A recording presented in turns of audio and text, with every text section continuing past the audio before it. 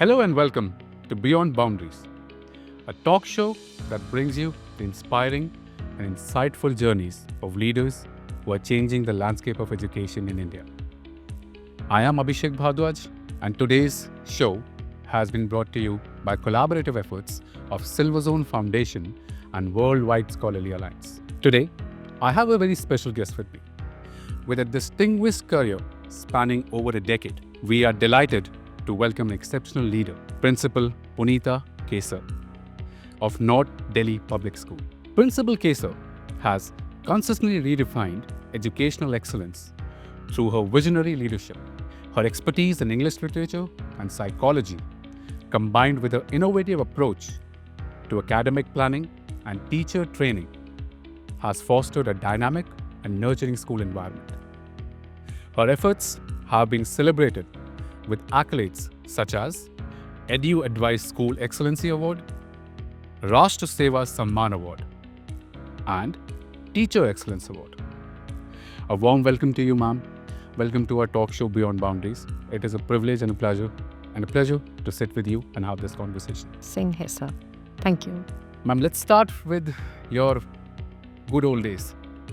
We will start from how it all started and we are here sitting together. So, what inspired you to choose a career in education? Well, not always it is inspiration. Sometimes it is necessity is the mother of invention. So, with me, it was this way around. So, inspiration was, as children, either you or me, and majorly in childhood days, and especially, I guess, in India, it is like when we are youngest, we always want to become a doctor. We always have a doctor said, we want, and we grow a little more and we want to be a pilot. And because I come from a family of lawyers, so then it was that, okay, my father always wanted me to be the judge of the law. And then I was, okay, I can be a lawyer too. So being an educator came up more from a necessity than from an inspiration, to be true. So, do you love where you are, or do you see things could have been different? I just love and I adore, and I'm passionate about education. This is my place, and this is where I get my wings to soar. And this is a place where I always, each day and every day, I open my eyes and look forward to. Okay, that's a very beautiful. I could see the spark in your eyes when you were. Thank you. So, becoming a principal was never a part of your dream, but eventually things happened. Could you talk about that? So foremostly, I love to be with the children, and the child is always very unique, and because as if I wanted to be a lawyer, and my father always wanted to know the lesser half of the case than to the better half of the case. So same way, I wanted to know the shortcomings of the child first, and just hug it to my core of the heart that, okay, these are a little things where the child needs care, that love, that compassion. So I'm much blessed with that innate quality in me. I'm really blessed by God for that, I just click in a jiffy with any child. So that's a very wonderful blessing from the God, and I just love to be there with any child. And any child is a blessing from God. The soul has come on this earth to have, to attain what for the soul has come to the earth. And I really want to be a facilitator in that journey of the child. So you're able to comprehend their needs, find or guide them to the right direction. And that's what you love. See, this is the uniqueness of each flower, each bud, each human being, each soul. They come up with the uniqueness in them the God has blessed. And I just want to facilitate the child towards that journey. So each child has their own qualities. So I really love that. And what all little shortcomings are there, which generally parents tell, I must say on that. But because we have a very standard platform in our Indian education system to test and grade the children. So where little shortcomings are there, we can always help the child on that. But let the child understand and know that what is me first, and then help the child to trail towards his goal. Before looking outside, look what's inside. True. Okay. So, ma'am, your education background covers commerce, law, psychology, and English literature. That's a very vast. So, what motivated you to explore such diverse fields? And I'm sure you have gained knowledge, wisdom through each of these subjects. But do you see that, or a part of you is very inquisitive about using this knowledge and wisdom into now getting into the school administration and now leading the school? So, do you use that wisdom, or is it something that comes natural to you? Absolutely. See, the education, we always know that mehnat kabhi khali nahi jati na. So in all these fields, if you want a degree in our education system, in our Indian education system, if you want to pass and you want to get good grades and you want distinctions, and that always helps later when you have to get into your paperwork for your principalship. So it's not that any way you can get into. So one has to have a good academic excellence in your professional degrees and your academic degrees as well. So being into diverse fields, it has, when I could reach the competency levels in my gradings. So now when you get into competency, see, one way is getting into average way and one is to getting into higher competency. So when I could get through in that high competency, the things, get into your blood. So they get into your veins, and that changes your way of thinking, your way of looking at the things. The technicalities get imbibed in your thinking and your psyche quite easily. Hands-on. So yes, that has helped me a lot, and I do make it work in my working as well. Okay. So you have masters in psychology. So how do you use that knowledge? Because now you're in a sphere where you have one mind with the students and children and even the pre-primary learners, and the other side is parents. So you could see how the dynamic shifts from the classroom and outside the classroom. So has your masters in psychology in any way helped parents or students or both? Yes, it has helped me all around. I have become, and after that degree and trying to understand what is psychology teaching me, it has helped me to be a better, compassionate and empathizer person. So I'm able to visualize what all the child or the parent is going through. We try to handle the parents because that is a little difficult. That becomes because they are more rigid than to a child, because child is still, is like very lovable and still soft. And we are able to help the child analyze for herself that what way the child should go. But then we are also able to give some, for example, a person comes up and say, give me this, right? And that person if you just give or you do not give. But then psychology tells us that, okay, if you are in my space, would you be able to give that?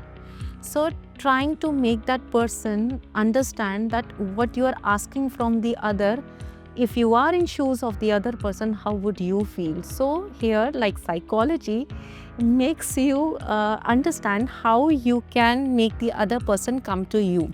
Okay. So again, peek behind the curtains and then able to make the other person understand if this is something you're asking me, will you be able to give it back, or at least see the challenges that are coming here.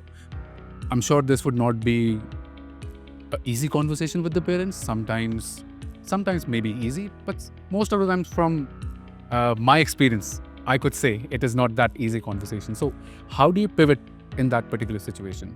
Because not every person who comes up to you with a complaint will be like, okay ma'am, aapne bol diya, now it's done. Take it. No, it's never. It's never like that. So in that situation, what do you do? What's the next step?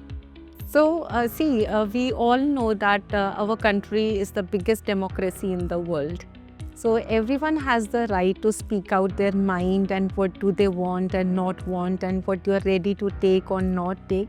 So we have to like this here, the law also, my law degree also helps me that these are the rules and regulations being given by the department, by the CBSE, by the like what all new recommendations have come from NEP, NCF, and we are very transparent in all these things. So we tell them that okay, if you even not want to take a word from me, you can Google it and you can find from yourself. These are the guidelines which we are working on, and then people do understand that. Okay. And ma'am, you believe in the saying, values are caught, not taught. How do you bring this philosophy to life at your school? Sri Aurobindo and the mother's educational philosophy, Puducherry, has much influence on me, and they talk onto the same terms. Mother has said that children are not empty vessels to be filled in.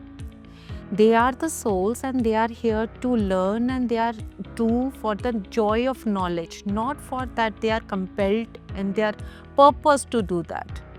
So for this reason, I really believe the child has his own uniqueness and that should be fostered. And how do you create a positive and supportive work environment for your staff? And does that mean that teamwork is involved?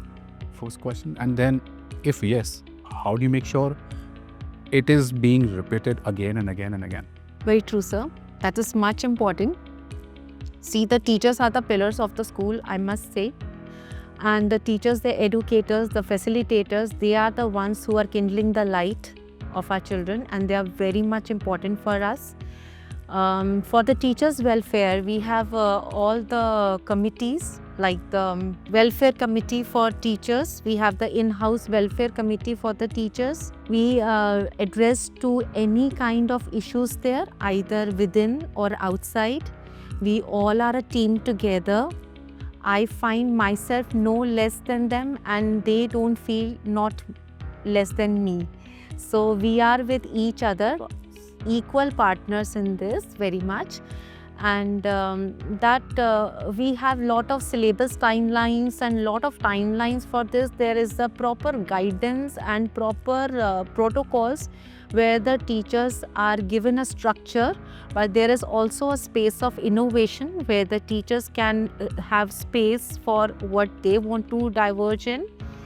But there is always an enforcement that okay, these things are to be done on time, because we always have our term examinations. There's something or the other activity that is coming up. So your teachers have that safe space where they can innovate and like experiment. Very much. Within the structure, they also have the space for innovation. I just love the way you use idioms. So it's adding a more fun element to this show.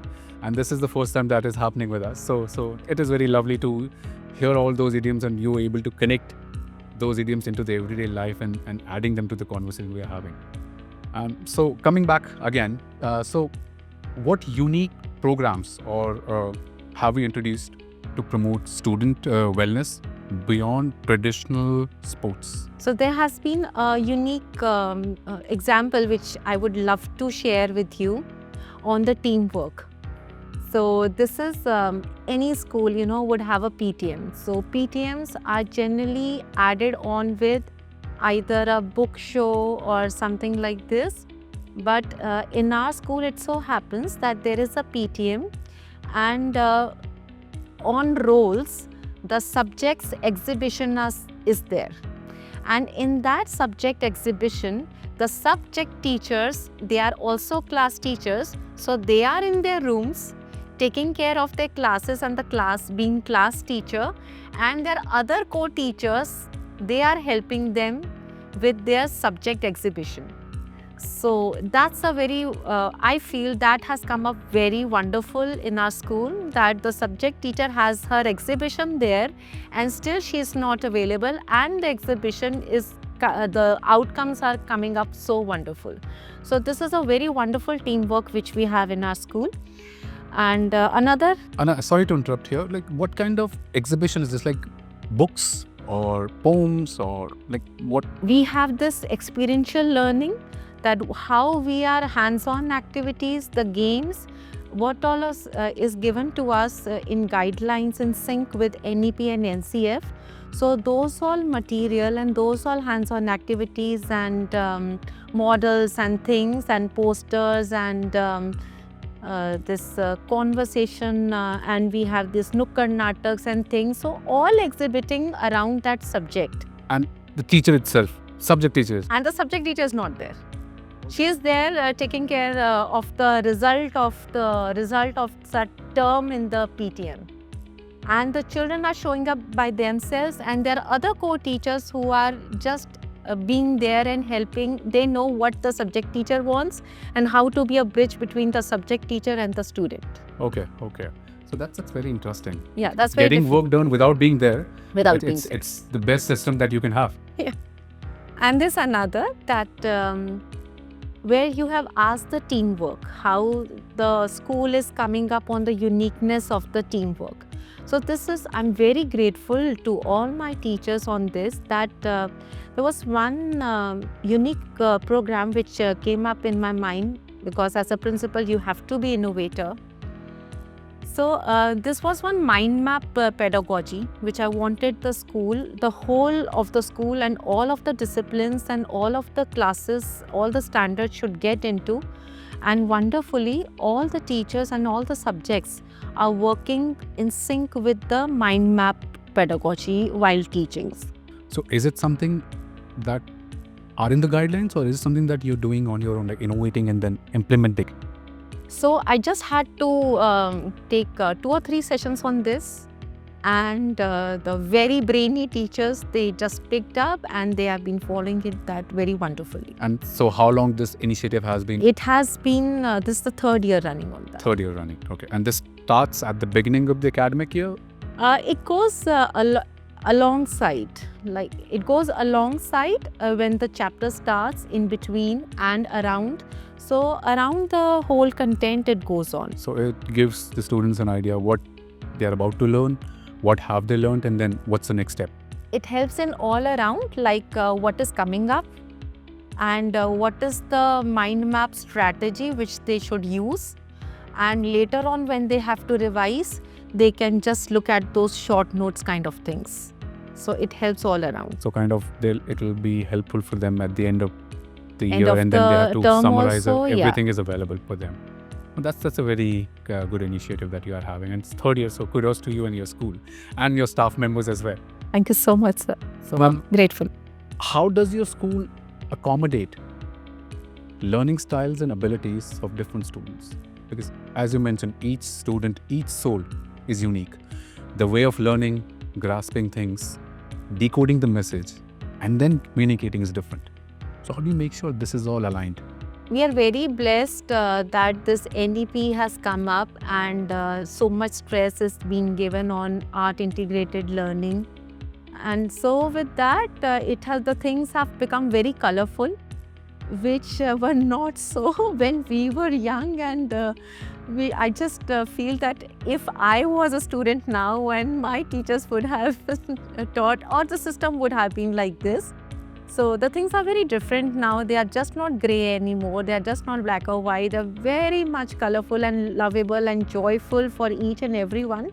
So there is just not any anxiety anymore in the students, and it's much more to a curiosity of learning the things.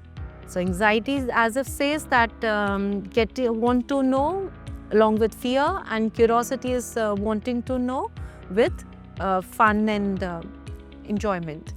So now much of any kind of IQ level, the children are able to understand the things better because of hands-on learning and art integrated learning kind of things. But when it comes for the learning outcomes, at our standard system of writing the answers to the questions, there sometimes disparity is there.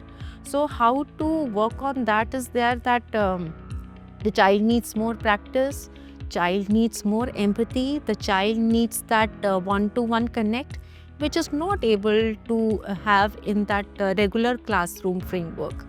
So there we are giving performance improvement classes. So performance improvement classes in our school are given after the school, after the regular school, after the regular school hours, and also on Saturdays. And where any child wants to excel in a subject, has much more curiosity and wants to have higher academic standards in there and wants some extra edge over, is welcomed into the subject clubs, which also happen on Saturdays. So every Saturday you're Every having Saturday. these clubs. Okay. And so one way is, if I'm curious about a subject, I want to learn more, I can join. Are there any parameters if a student who's not able to perform better, they are also being included in this? And how does the child perceive it, that I'm lacking behind and I have to go to extra classes? So two different things. Yeah. How do you? Sir, this is very much true. People don't take it on a straight-on basis. We have to make it sometimes a little fanciful. So when we say extra classes, nobody wants to join in. But when we say performance improvement classes, then okay, in a subtle way, the children are drawn to that.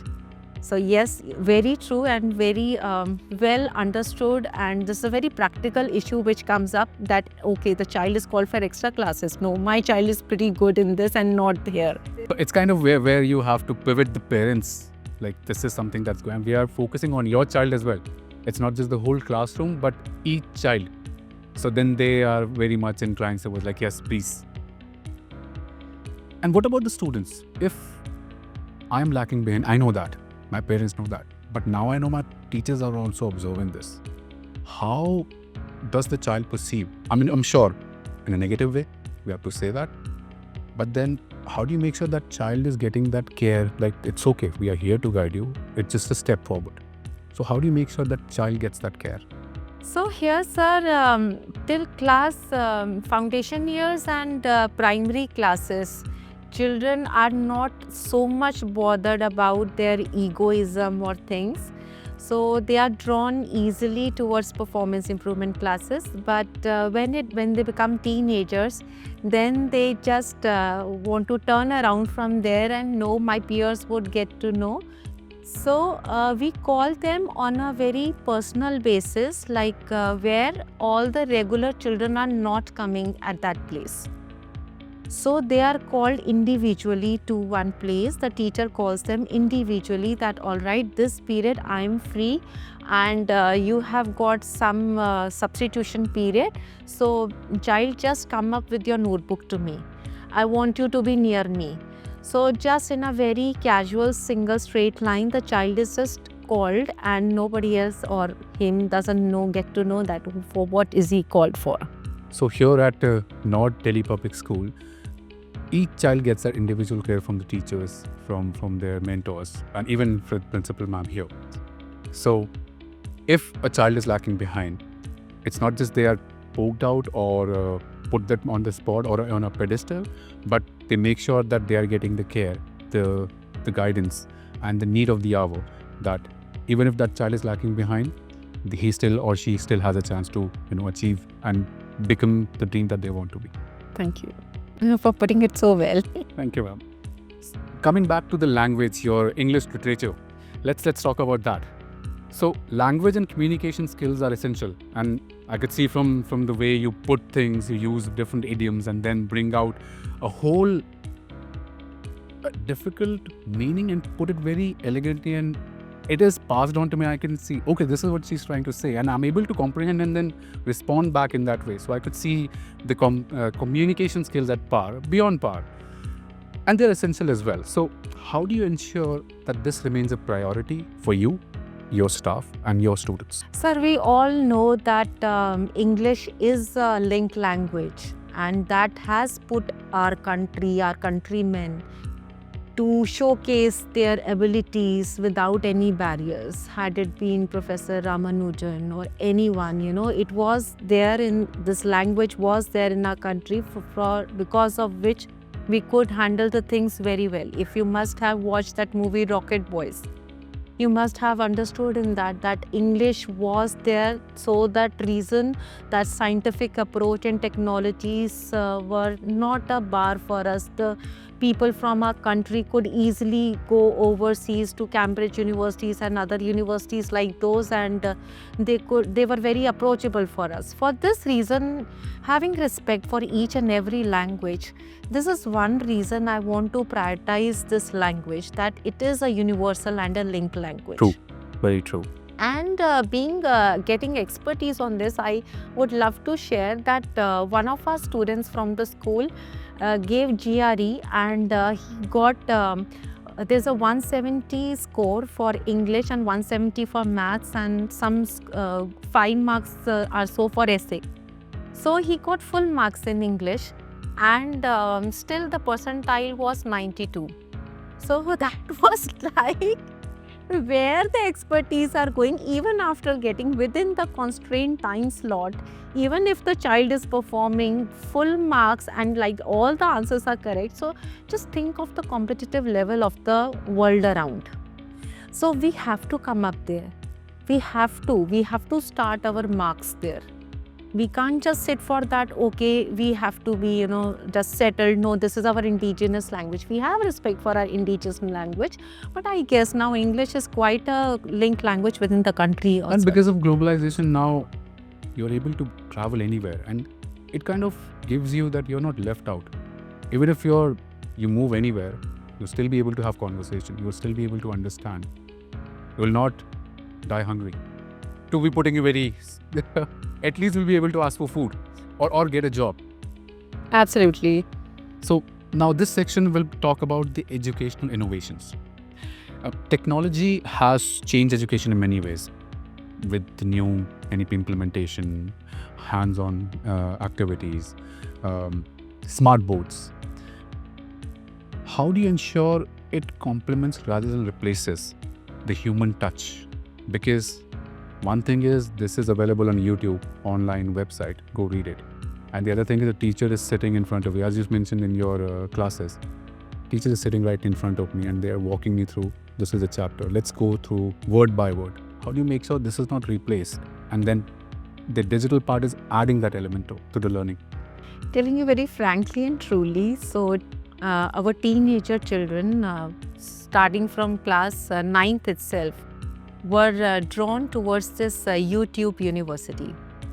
Yes, so this YouTube university, we kept on calling on to the students that please come up for the classes, and please, this is not this way, we will guide you better.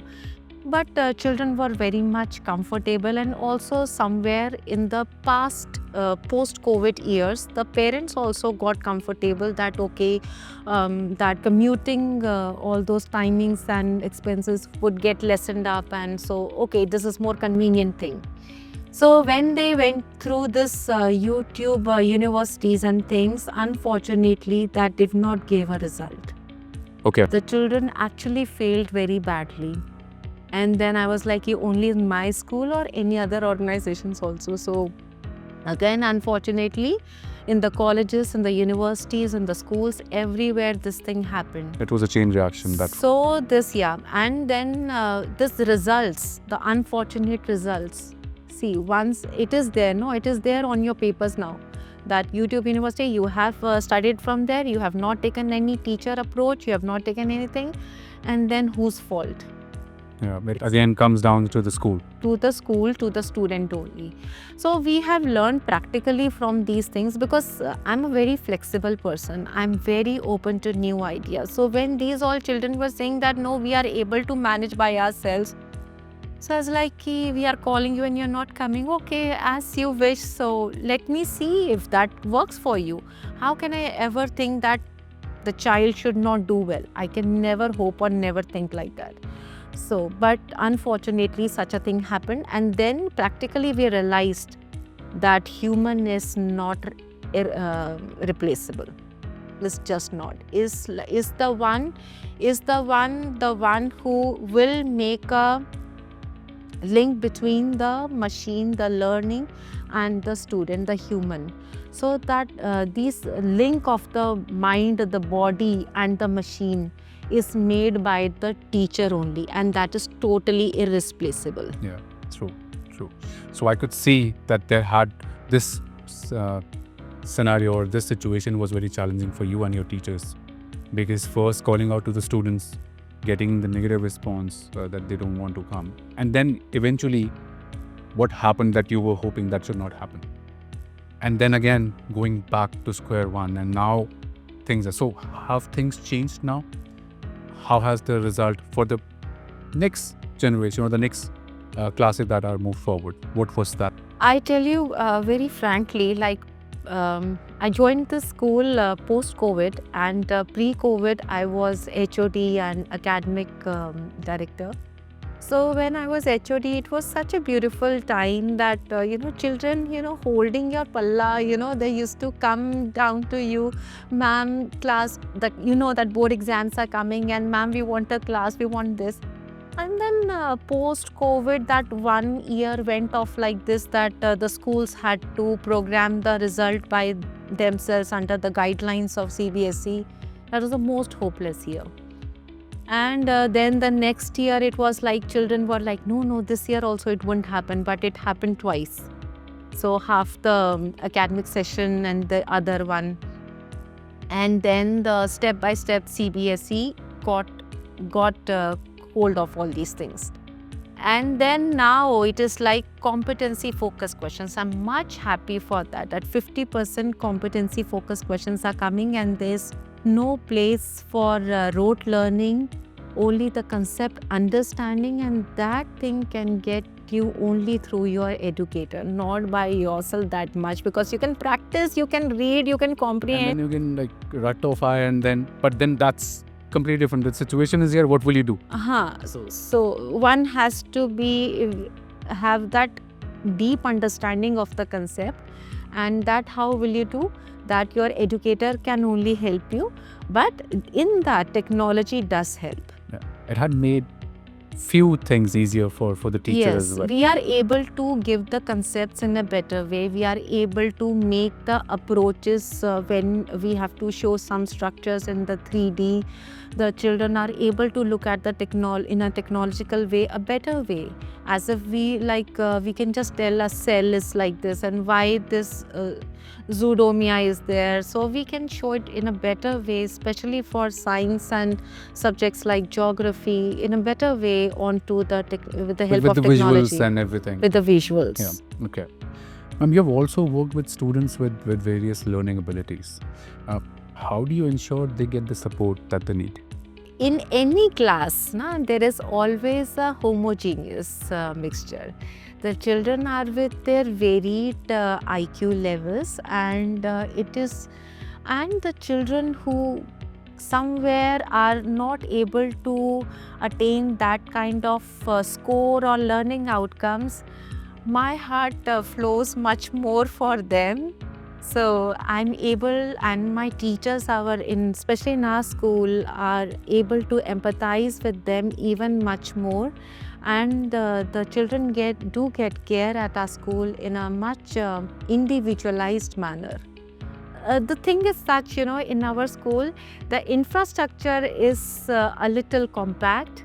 There are only 2 sections in each class, and there's no space that the children are like a head count or they are a crowd like. They automatically get they get the individual support. Okay. Now let's talk about how education is changing. What do you think, or a message to the Minister of Education, or how can you change the things that they are in a better way? Because we talked about rote learning, we talked about learning the theory and then giving exams, which is not eventually able to help students apply that on their everyday life. What do you think is missing here? I should congratulate our ministry that they have come up with such a wonderful NEP and NCF concept. I'm just loving it.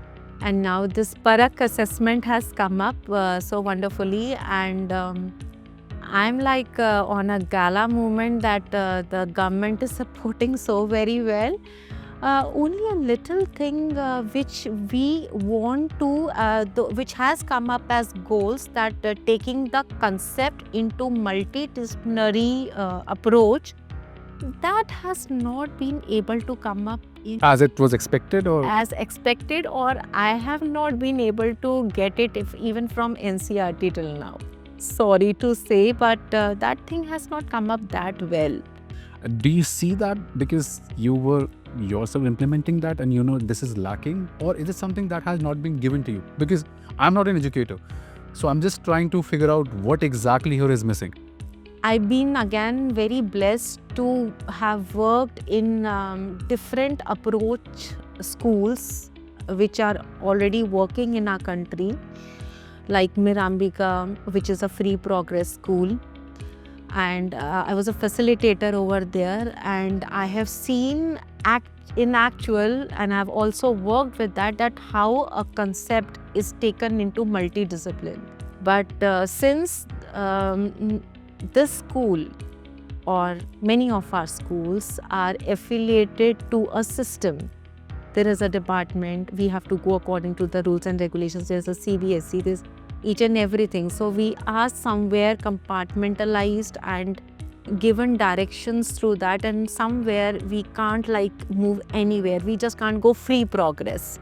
So there is one space where I want that such kind of a system A should little come. more freedom to experiment and like you know what is the challenge here and why not use it and like experiment and find a way, rather than them coming up to us, we can go to them. Like many approaches, the CBSE has come up on that very well. Like we have taken up new skill subjects for children for class 10th and 12th as well.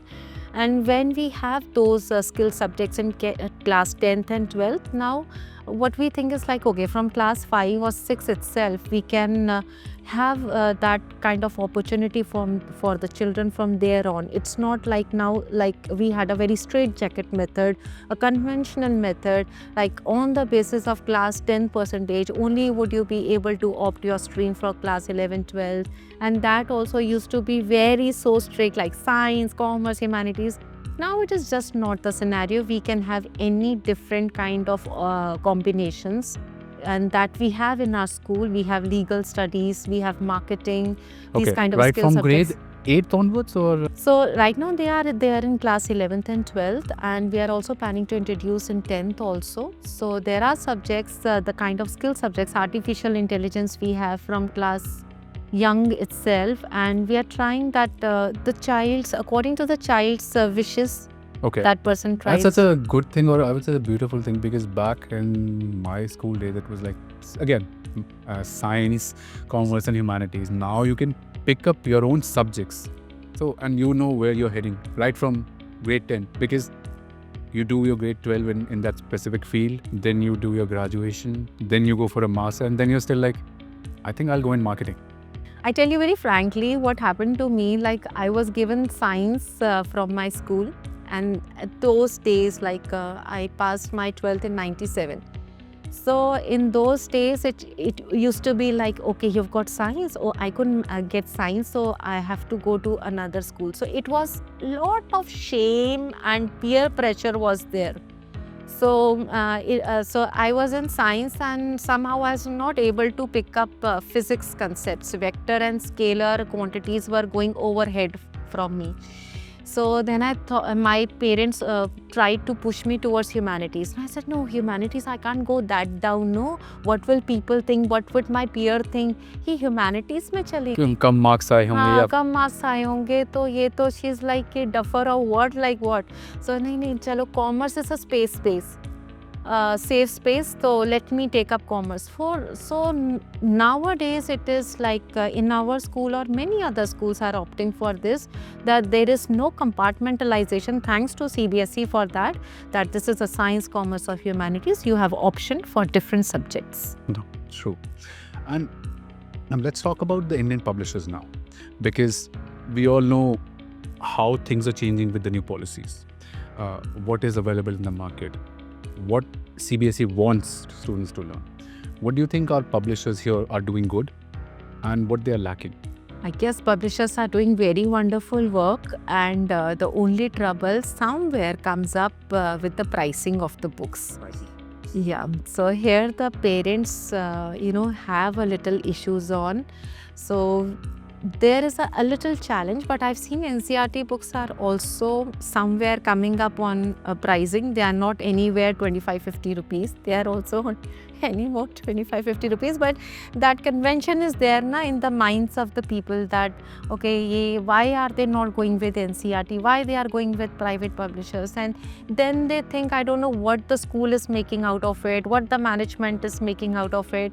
And then again, we have to cajole with the parents that no, it is the choice of the teachers, it's the choice of the school becomes a education. mediator here because Has to be, because see, implementing NCF and implementing NEP has to be the, like you all are a special effort maker in this, and really salutes to you that you are working, you are actually having a research and a full understanding of what the government policies are there with, and your books are actually in sync with. So really congratulate you on that. Thank you, ma'am. It's a team, again, it's a team effort. We make sure that the publishers who are doing all these work, they're coming, not just doing something out of the blues. It's backed with research. Again, innovation happens where you have that space of experimentation. And I believe all publishers, I think they're doing a fantastic job here to bringing out the best content available. But again, decision maker, parents, pricing, challenge, problem, school ka hai. True that. But then see, everyone, I love my children, every parent loves their child. So best, so if you have to want to go for best, then please, it comes with a little price, and please try to help in that. And ma'am, what about assessment in your school? Now, we all know how the norms have changed. You give your exams, you get your result, and then you get your assessment. Like, this is where outstanding, this is where need improvisation. Do you believe assessments can also be done apart from the regular subjects? Are there any other ways? See, there is always, it should not be a day basis assessment. I'm very much against that, a day assessment, because just on that day and before that. But now, if you see the class 10th and 12th question papers, hardly anyone can devote 2 to 3 days and then go and give the, we used to do it like this, I guess. We used to mug up all the things and used to just Go through out 5-year on the question day. papers and then... Now there are no 5-year question papers. There are no 10-year, 5-year question papers. That would not just help you, because the questions are so open-ended. They are creative. The questions they are asking for your, if you have given this statement, then on what basis? What is your assertion on this? What is your reasoning on this? So they are asking you, if you want to say this, then why? So there is a lot of why concept which has come up in the question paper, and that's so wonderful, which is coming from CBSE and such kind of question papers. Please, that's again a very big effort and wonderful effort of our teachers' teamwork that we have started. We are working on it from the class 1 itself. From class 1 itself, we are asking such kind of creative questions only in our question papers. We are not at all going with the straight jacket convention. So right from a grade 1 student is going through situation-based questions. Yes. So, case-based, situation-based. We are able to do it very easily. so, utne chote bacche ko, like such a small child, how do you, such creative situations would have been developed, which requires a lot of brainstorming. Because not that much of brainstorming, because if you know the concept, then anyone can give the answer to that. That's actually a very comfortable way for the one who has actually taken the knowledge for joy. If you have taken it for compulsion, then obviously that's a trouble. But if for joy, then anytime. So ma'am, so since we are talking about assessment, do you believe Olympiads help school and students in this particular assessment, or is it something, activity that is kind of, extracurricular, co-curricular activity? What are your thoughts on that? So I'll tell you, the way I told you that I have been very blessed to work in different school of thoughts, schools. So like a free progress school, and then I was in a very conventional straight jacket school, and then I worked for experiential school, and then in a school which had amalgamation of both and such like. So I could understand I don't know how is it, but for me, which I come from a very middle class family, so for me, seeking job is very important for me, for my biological children. So it is a very prime thing for me to be able to earn my bread and butter. So for this, when we are not, we are a country named India, no? We are not from Netherlands. So there is a density of population, and what can government do on that? The government also has to make the best choice, na? From there. The survival of the fittest thing is there. Get their priorities straight.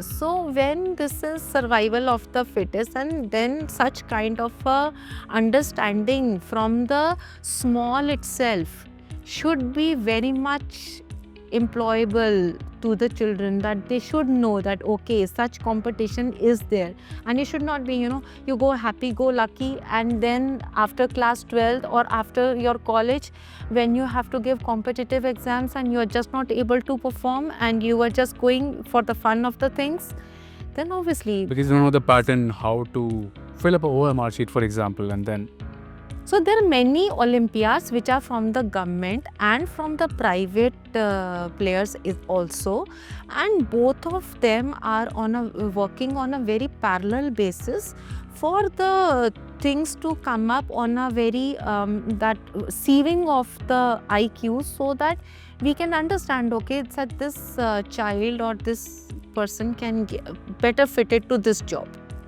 So it's very important. It's imperative. It's like one should go. it's a necessity nowadays. Very much, because it should not be like this. Okay, one fine day you get up and you get to know, okay, I'm not getting jobs anywhere. Why? Because I never wanted to go for any competitive thing. You never prepared. You never I experienced never prepared, never experienced. So from the young level itself, the children should get this kind of understanding, bit by bit, a habit that we need to perform in such kind of. So yeah, when the day comes, it's not something that, whoa, what happens? You get that nervousness. You know the pattern. You know the process. Everyone knows that we have government level papers for any kind of job, for police, for IPS, for any job you name it. You want to get into MBBS, you want to get into engineering. So there are competitive exams. Then how to perform for that? So this is also an essential part of a This student's is learning very essential journey. part. So ma'am, let's lighten up the mood now. We have talked about the challenges. We have talked about how you became an educator, the challenge that you have faced, the things that you have innovated, experimentation with parents, with students, with your staff members. So this will be a rapid fire round. So I'll give you words, and then you come up with the first thing that pops up in your head, right? So, and I hope it is full of fire. Ambition, My country first. confidence, My children's love. moral values, Truth, honesty, ethics, compassion, teachers, love, students, treasure, parents. along with What about not Delhi Public School? temple. Temple. And Ms. Punita Kesa. Loves to be with my children. Has to be my favorite. All right. Okay. Very, very subtle, but so now this is the last segment of our show. This will be where we'll talk about the achievements, the future vision, the direction where I'm heading this way, and are we going that way? So we'll talk about that. You've earned several prestigious awards for your leadership and excellence. Can you share the key initiatives that contributed towards these achievements? So a lot of system pedagogy had to be innovated in the school especially. So there were a lot of challenges. The discipline challenges were there, the academic challenges were there, and had to make up those systems, and they had to be worked up. And there was a major roller coaster ride for me, so it wasn't that easy. But I was like, earlier I was very, very firm, Now I've gone a little subtle, but then to have discipline, it's a very difficult kite to fly. So you have to have that twine a little easy and little We're very tight. tactful about the next move. So it's very difficult, but yeah, somehow with God's grace, some got managed. But yes, the vision for the school is that my children should be future ready. They should be very confident. They should never, first of all, I really feel bad. I don't know why so many mental health adversities are coming up, and the children are taking the life so easy. There's so many suicides and there is so much of crime happening. I'm really very devastated with that. So I never want any of our country's child to move towards this way. So what vision I have for my country, for my children, is that they, first of all, employability, they should be future ready. And secondly, they should never subside from any kind of adversities in life. They should be very strong. And your doors are always open if they want to They have are a word. always open, and today someone has not come, but generally my children do keep on coming, that okay, with the names, that just tell ma'am that I have come. They don't even tell me that which batch they are. So they just Is that transparent and like they very just give approachable? their name at the reception, and they know that okay, she'll recognize us and we are open. And obviously that's always a wonderful charm to have them in. That's beautiful. And I'm looking ahead. What are the hopes for the future of education that you have? So, and how are you preparing your school for that? Because giving that moral boost, confidence boost, safe space, learning environment, competent staff members, teachers who know what they have to do and how they have to make sure to check their diversity first and then come up with a solution and then implement it. So it's a big process. We are having in such a short conversation, but once you go in that particular zone, in the teacher's shoes, as you mentioned earlier, it's a process for them. So how do you make sure, or what are your plans for that? Plans, if you say that, we have already started with that. I want to diverge into skill subjects now. The core subjects are there, but I also want to get into that vocational and skill subjects, and which we have introduced in 10th and 12th, and we also want to have even more subjects like physical activity trainer or artificial intelligence or marketing. So or legal studies though is the core subject though. But wherever they are more interested in, let them start from the middle school itself. Okay.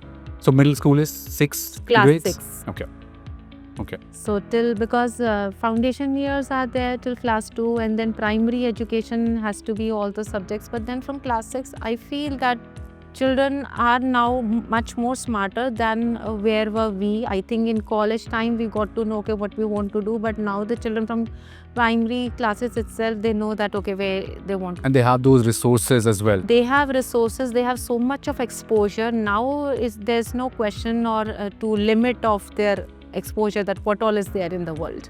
So the sky is the limit now. Sky is the limit, and the par excellence they can go. All right. So ma'am, on that note, it has been a pleasure.